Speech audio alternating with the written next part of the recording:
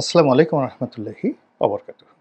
সম্মানিত দর্শক, ডক্টর মোহাম্মদ ইউনূসের ঘন ঘন বিদেশ যাত্রা এটি আমাদের রাষ্ট্রের জন্য একটা বিরাট দায় সৃষ্টি করছে এবং বিদেশে গিয়ে তিনি গণমাধ্যমের সাথে কথা বলতে যে স্বাচ্ছন্দ্য অনুভব করেন এবং তার সেই কথাবার্তা বলার কারণে ইতিমধ্যে অসংখ্য তর্ক বিতর্ক বিরোধ তৈরি হয়ে গেছে দেশীয় এবং আন্তর্জাতিক অঙ্গনে। এবং তার এই যে বিদেশ যাত্রা, এই বিদেশ যাত্রা আমাদের পুরো দেশ যাত্রীর জন্য অহেতুক অনেকগুলো সমস্যা তৈরি করে ফেলেছে। যেখানে বাংলাদেশে একেবারে পাহাড় সম সমস্যা। সেখানে তিনি যে কাজগুলো করার চেষ্টা করছেন, অনেকটা গ্রামীণ ব্যাংক স্টাইলে। যেমন ধরুন বিশ্ব ব্যাংকের সঙ্গে একটা বৈঠক করতে হবে। তারপর IMF এর সঙ্গে একটা বৈঠক করতে হবে। এবং সেই বৈঠক করার জন্য তিনি বিরাট একটা টিম আমেরিকাতে পাঠিয়েছেন। বাংলাদেশ ব্যাংকের গভর্নর গেছে, তারপরে লুৎফে সিদ্দিকী গেছে, তারপর অর্থমন্ত্রী গেছেন, আরও হয়তো অনেকে গেছেন। এবং আমি তাদের যে সকল কথাবার্তা শুনলাম ইন্টারনেটে, তাতে করে আশাব্যঞ্জক একটা সিঙ্গেল ঘটনা এই ভ্রমণে ঘটেনি।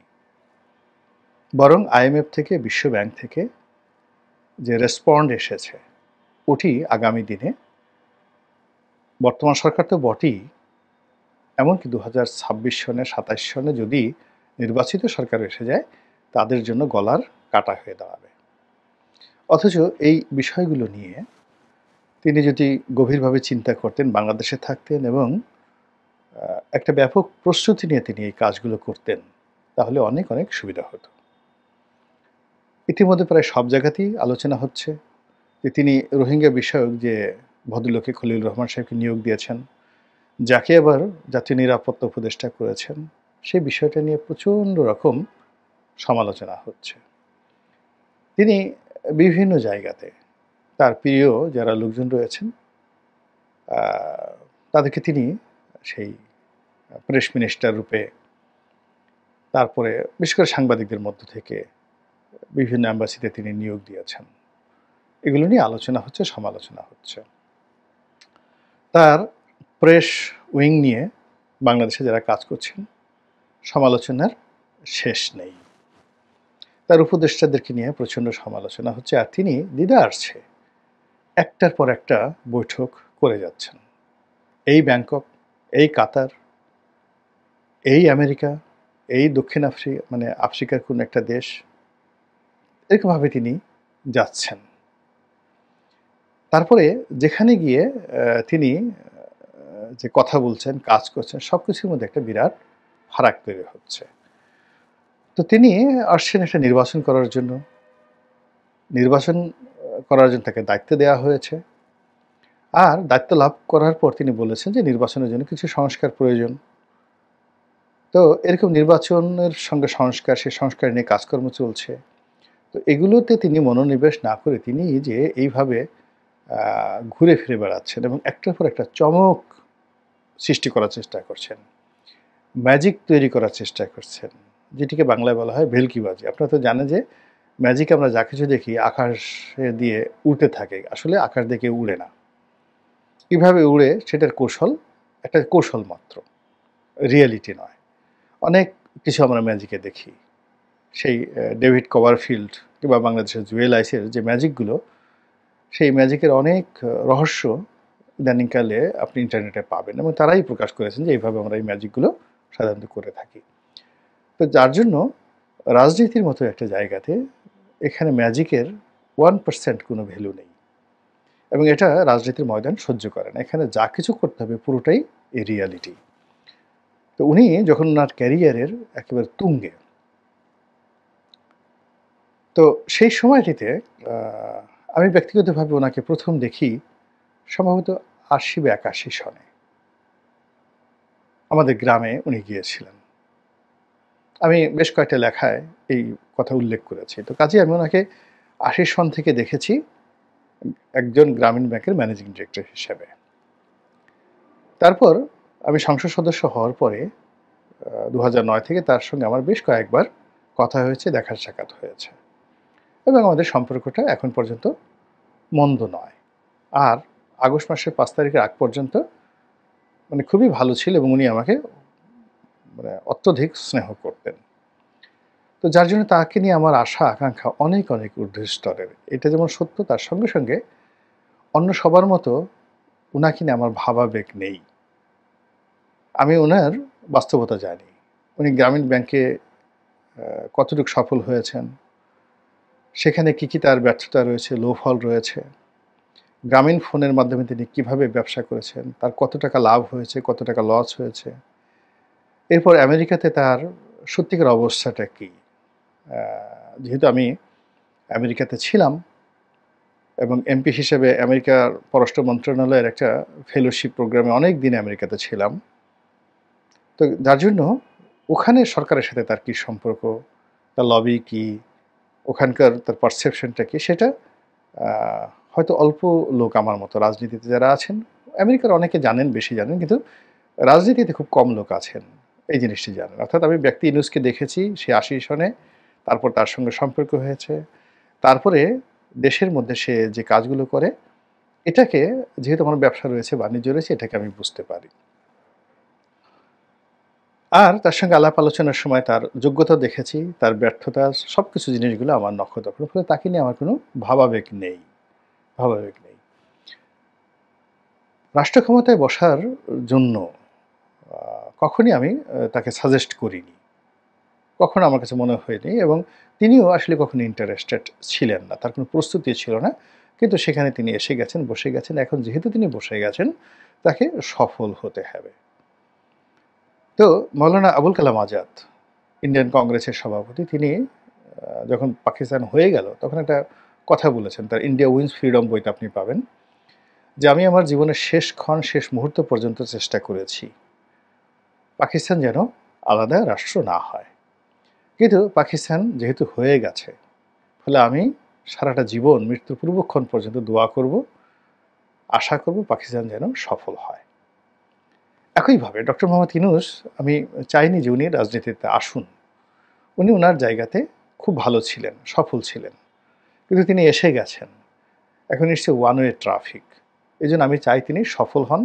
আর সফল হওয়ার জন্য আমি সেই ওনার কাছ থেকে নিরাপদ দূরত্ব বজায় রেখে, ওনার ঘনিষ্ঠ হলে, ওনার কাছাকাছি গেলে, ওনার সাথে কথা বললে বা উনি আমার সঙ্গে কথা বললে, মানে এই সংযোগটা যদি খুব স্বাভাবিক হতো, তাহলে আমি এই কথাগুলো বলতে পারতাম না। আমার অবস্থা হয়তো আসিফ নজরুল সাহেবের মতোই হতো এরকম। বরং আসিফ নজরুল সাহেবের সাথে ওনার যে সম্পর্ক, তার চেয়ে আমার বেশি সম্পর্ক ছিল এবং সে সম্পর্ক নষ্ট হওয়ার কোনো রিজন ছিল না। কিন্তু আমি যেহেতু ওনার কল্যাণ চাই যে উনি সফল হোক, এজন্য ওনার থেকে নিরাপদ দূরত্ব থেকে আমি এই কথাগুলো বলতে পারছি। কিন্তু কাছাকাছি থাকলে তো আমি, এটা একেবারে অসম্ভব ব্যবস্থা ছিল। বরং আমাকে এখন ওনার এই যত রকম ব্যর্থতার দায়ভার আমাকে নিতে হতো। যেমন শফিক সেখানে আছেন, সাংবাদিক শফিক। তো তাকে তো দেখেন, সে একটা নিপাট ভদ্রলোক। কিন্তু আ এই মুহূর্তে তাকে নিয়ে কত ট্রল হচ্ছে। কিংবা রেজওয়ানা ওখানে আছেন। তাকে নিয়ে তো এর আগে ট্রল হয়নি। আসিফ নজরুল সাহেব কি বাংলাদেশের হিরো অব দ্য হিরো। তার মধ্যে হিরো ছিল। তো এখন আসিফ নজরুল সাহেবকে দেখেন, তার জীবন তছনছ হয়ে গেছেন। কিংবা ধরেন মোস্তফা সরোয়ার ফারুকী, তিনি তো তার স্ত্রীকে নিয়ে, তার নাটক নিয়ে, তার সিনেমা নিয়ে ভালোই ছিলেন। এখন দেখেন কি অবস্থা।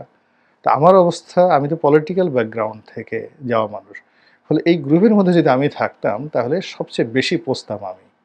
মানে আমাকে এখন গণশত্রু টু দি পাওয়ার 7, মানে যদি শফিক সাহেবকে ১ নম্বর গণশত্রু বলা হয় বা গণশত্রু, সাম্পেল গণশত্রু বলা হয়, তার চেয়ে ৭ গুণ রুট ওভার দিয়ে আমাকে সেই বীজগণিতের গণশত্রু বানিয়ে দেওয়া হতো। বিকজ কথা তো আমাকেই বলতে হতো সেখানে। এবং আমি যদি ইউনূস সাহেবের কাছাকাছি থাকতাম, এখানে আসিফ নজরুল সাহেবের কথা বলতেন না, সাখর সাহেবও কথা বলতেন না, রেজনাও কথা বলতেন না, শফিকও কথা বলতেন না, কেউ কথা বলতেন না। মাইক আমাকে কেন্দ্র করেই ঘুরতো। আর প্রায় প্রতিদিনই এরকম ঝাড়ু পিটা খেতে, খেতে আমার জীবন তছনছ হয়ে যেত। এই কথাটা আমি বুঝতে পেরেছিলাম একেবারে ফার্স্ট ডেতে বুঝতে পারার কারণে, অর্থাৎ উনি আসার আগে যেদিন কথাবার্তা হলো, সেই ৬ তারিখ থেকে আমি বুঝতে পেরেছিলাম। বুঝতে পারার কারণেই আমার কাছে মনে হয়েছে যে নিরাপদ দূরত্ব থেকে তাকে সতর্ক করা, সাজেশন দেওয়াটাই বুদ্ধিমানের কাজ। সেটাই আমি করার চেষ্টা করছি। তো এখন এই যে উনি ঘন ঘন বিদেশে যাচ্ছেন, কারা তাকে বুদ্ধি দিচ্ছে আমি বলতে পারবো না, বা তিনি কেন যাচ্ছেন। তার এই জীবন সীমানাতে এসে তার দুটো মাত্র কন্যা, তার স্ত্রী, প্রথম স্ত্রী যে এখন যে যাকে নিয়ে তিনি থাকে তিনি খুবই অসুস্থ, এবং তিনি বলেছেন সেই স্ত্রী তাকে ছাড়া কেউ চিনেন না, এবং একমাত্র তাকেই চিনতে পারেন, এবং তিনি খাবার না দিলে অন্যের হাতে তিনি খাবার খেতে চান না। তো এটা খুবই আবেগপ্রবণ একটা কথা। তো সেই স্ত্রীকে ফেলে কেন তিনি বিদেশে যাবেন? বোঝার চেষ্টা করুন। তার এই ঘরে, মানে এই স্ত্রী ঘরে একজন মাত্র কন্যা, এখনো বিয়ে হয়নি। তার একজন রাশিয়ান স্ত্রী ছিল, যেটাকে তাকে আমেরিকাতে তিনি যখন পড়াশোনা করেছেন, সেই মেয়েটা, সেই ঘরের যে কন্যা, সে অপেরা সঙ্গীত শিল্পী, আমেরিকাতে থাকেন। তার দুটো মাত্র কন্যা, স্ত্রী অসুস্থ, নিজে ৮৬ বছর বয়স। এ জীবনে তার চাওয়া পাওয়ার কি থাকতে পারে এই সময়টাতে? একমাত্র এই যে সম্মানজনক যে নিয়ামতটা আল্লাহ দিয়েছেন, এই নিয়ামতটাকে সুন্দর মতো ব্যবহার করে যত দ্রুত সম্ভব তিনি এখান থেকে বিদায় নিয়ে মানুষের মাথার মুকুট হয়ে থাকবেন, এটাই তো কাম্য। কিন্তু এখন তিনি বিবিসিতে একটা কথা বলছেন, রয়টার্সকে একটা কথা বলছেন, হিন্দুস্তান টাইমসকে একটা কথা বলছেন, আর ওটা নিয়ে ট্রল হচ্ছে। এত বড় একটা মানুষ সারাটা জীবন যে অর্জনগুলো করলেন, তাকে নিয়ে কেন কটূক্তি হবে? এরপরে তিনি কাতারে গেলেন, সেখানে বসলেন, তার পাশে কেন পতাকা নাই, কেন আছে, এগুলো নিয়ে যে সকল কথাবার্তা হচ্ছে। তিনি মোদি সাহেবের সাথে বৈঠকে বসলেন। বৈঠকে বসার পর দেখা গেল সেখানে সঙ্গে সঙ্গে বাংলাদেশের যে ট্রান্সশিপমেন্ট সুবিধা বাদ হয়ে গেল। কেন আমার বিমস্টেক বৈঠকে মানে গিয়ে মোদি সাহেবের সাথে জোরাজোরি করে বসতেই হবে? বরং ওই যে প্রথমে যেটা ছিল, উনি যদি না বসতেন ভালো হতো। তিনি বেজিংয়ে গেলেন, তারপর সেখানে বৈঠক করলেন। এই মুহূর্তে তিনি যদি দীর্ঘমেয়াদে, তার যে বয়স, দীর্ঘমেয়াদের কল্পনা না করতেন, এই বেজিংয়ে তার বৈঠকে যাওয়ার দরকারই ছিল না। আমি বাবা আসছি এটা নির্বাচন করার জন্য, কিছু সংস্কার করার জন্য। আমি সারাক্ষণ বসে এই দুটো কাজই করব, এই দুটো কাজই করব, আর সারা বাংলাদেশ ঘুরে বেড়াবো, আর বাংলাদেশের মানুষকে মোটিভেট করব, এই কথাগুলো বলবো। কিন্তু সেইগুলো না করে তিনি গ্রামীণ ব্যাংকে যেভাবে সফলতা লাভ করেছেন, অর্থাৎ তিনি গ্রামীণ ব্যাংকটা করেছেন, তারপরে ওখানে কিছু বিভিন্ন জায়গাতে যোগ্য যোগ্য লোক নিয়োগ দিয়েছেন, তারা সকল কাজকর্ম করেছেন, আর তিনি শুধু মার্কেটিং করে বেরিয়েছেন, মোটিভেশন করে বেরিয়েছেন। এটা রাষ্ট্র পরিচালনার ক্ষেত্রে অসম্ভব বিষয়। এখানে সব কাজই নিজের মতো করে করতে হয়। ফলে তিনি এই যে ঘন ঘন বিদেশ যাচ্ছেন, এটা তার জন্য লায়াবিলিটিস তৈরি করে চলেছে। একসময় ডাক্তার দীপুমণি এরকম নতুন পররাষ্ট্রমন্ত্রী হওয়ার পরে পুরোটা সময় শুধু তিনি ভ্রমণ করেছেন। ঘোড়ার ডিম পররাষ্ট্র মন্ত্রণালয়ের কিছুই তিনি করেননি, বুঝতে পারেননি। আমি একবার দীপুমণির সম্পর্কে বলেছিলাম যে শেখ হাসিনা তো তাকে দিছে যে এবার তুমি একটু ঘোরাফেরা করো, তারপরে শেখো। এটা আমি 2010 সনে বলেছিলাম 21 টেলিভিশনে। তা আগামীতে যখন আবার তোমাকে মন্ত্রী বানানো হবে তখন তুমি কাজ করে, এখন তো অল্প বয়স তোমার শেখার জন্য, তো তুমি শিখো। তো এখন ডাক্তার দীপুমণি ঘোরাফেরা করছে ভ্রমণ করে শিক্ষা লাভের জন্য। আবার শেখ হাসিনারও ঠিক সেমনি অবস্থা, সব জায়গাতে তার যেতে হবে, সব জায়গাতে যেতে হবে, বিরাট বহর নিয়ে যেতে হবে, পুরো চার্টার প্লেন করে, একদম বাংলাদেশ বিমানের একটা পুরো বিমান ভাড়া করে দালাল ফালাল নিয়ে তিনি ভ্রমণে গেলেন। সেখানে গিয়ে পাবলিক মিটিং করবেন, সেই মিটিংয়ের সামনের সারিতে তার নিজের সঙ্গেই তো যদি 200, 250, 300 লোক থাকে, 300 লোক বাংলাদেশ থেকে নিয়ে যান। তারপর সেই 300 লোক আবার ওখান থেকে লোক মিলিয়ে প্রায় 800-900 লোকের খাবার দাবার বিনোদন সব মিলিয়ে সেই আমেরিকার একটা 5 স্টার হোটেলে, ওয়াশিংটনে একটা 5 স্টার হোটেল, ইংল্যান্ডে একটা 5 স্টার হোটেলে এই অনুষ্ঠানগুলো মানে করতে কি পরিমাণ টাকা খরচ যেত। আবার সেখানে কি করেছেন সবই আমরা দেখেছি। এসে আবার একটা সংবাদ সম্মেলন। এবং দেখেন এই যে শেখ হাসিনার যে পতন, এটা কিন্তু এই চীন ভ্রমণের মাধ্যমে পতনটা হলো। ওই সময়টাতে যাওয়ার আগে আমি বলছিলাম যে আপনার এটা যাওয়ার দরকার নেই। তিনি সেখানে গেলেন, আবার তিনি এলেন, এসে আবার আসার পর আমি আবার বললাম যে আপনি আসছেন, ব্যর্থ হয়ে আসছেন, আপনি সংবাদ সম্মেলনটা করেন না।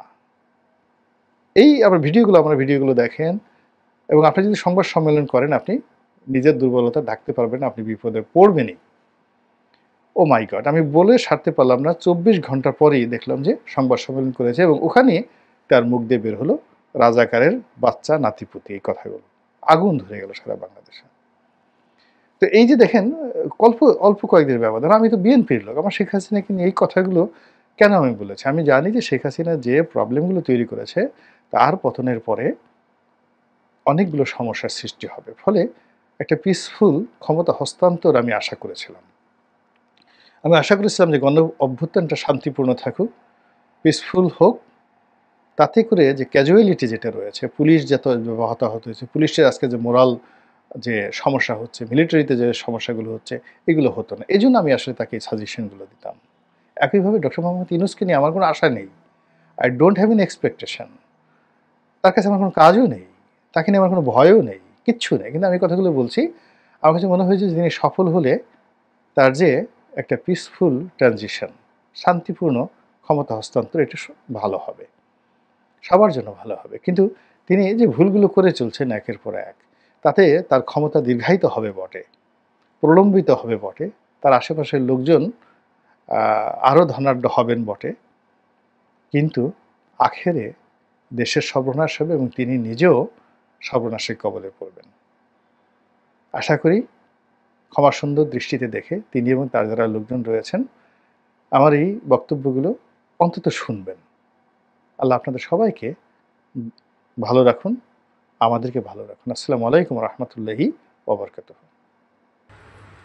প্রিয় দর্শক, এতক্ষণ আমরা ওনার কথাগুলো শুনলাম এবং উনি যে বিষয়টা নিয়ে কথা বললেন, আসলে ওনার কথা শুনে অবশ্যই এই বিষয়টি যারা এই এই অবস্থায় আছেন বা ওনার ডক্টর ইউনূস সাহেব ওনার যে আশেপাশের লোকজন আছে বা ওনাকে বিভিন্ন দিকে যে গাইড করেন তাদের অবশ্যই কথাগুলো শোনা উচিত। এবং এখন যে পরিস্থিতি তৈরি হচ্ছে, বিভিন্ন সময় বিভিন্ন পরিস্থিতি যে তৈরি হচ্ছে এবং ডক্টর ইউনূস সাহেব ওনার যে বিদেশ ভ্রমণ নিয়ে বিভিন্ন ধরনের কথাবার্তা হচ্ছে এবং দেশের পরিস্থিতির বিভিন্ন জায়গা থেকে নানা ধরনের পরিস্থিতি তৈরি হচ্ছে, নেগেটিভ পরিস্থিতি। তো সেই জায়গায় আমরা বলবো যে অবশ্যই তাকে অনেক আরও দায়িত্বশীল ভূমিকা পালন করতে হবে এবং ভবিষ্যতে নির্বাচন এবং এদেশের স্বার্থ, পাশাপাশি আইন শৃঙ্খলা বাহিনী বা বিভিন্ন সংস্কারগুলো যে বিচার বিভাগ, এগুলো সংস্কারের যে বিষয়গুলো জনগণ বলছে বা সবাই সামনে থেকে বলার চেষ্টা করতেছে,